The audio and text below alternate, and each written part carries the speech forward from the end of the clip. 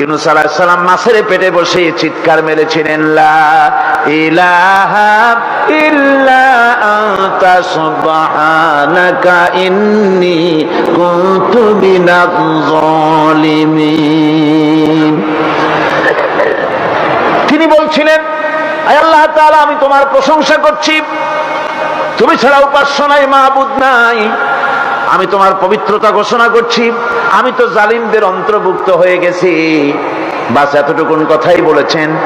আল্লাহ পাক বলছেন, ইউনূসের ডাক তো কেউ শোনে নাই, পানির মধ্যে কেউ শোনে নাই, জমিনের কেউ শোনে নাই, মহাশূন্যের কেউ শোনে নাই, কিন্তু মাছের পেটের ভেতরে থেকে গভীর অতল দরিয়ার তলদেশ থেকে মাছের পেটের ভিতরে বসে আমার ইউনূস যে ডাক দিল, ওই ডাক আমি আরশের মালিক আমি শুনতে পেয়েছি, আর সঙ্গে সঙ্গে জবাব দিয়েছি, ফাস্তাজাবনা লাহু।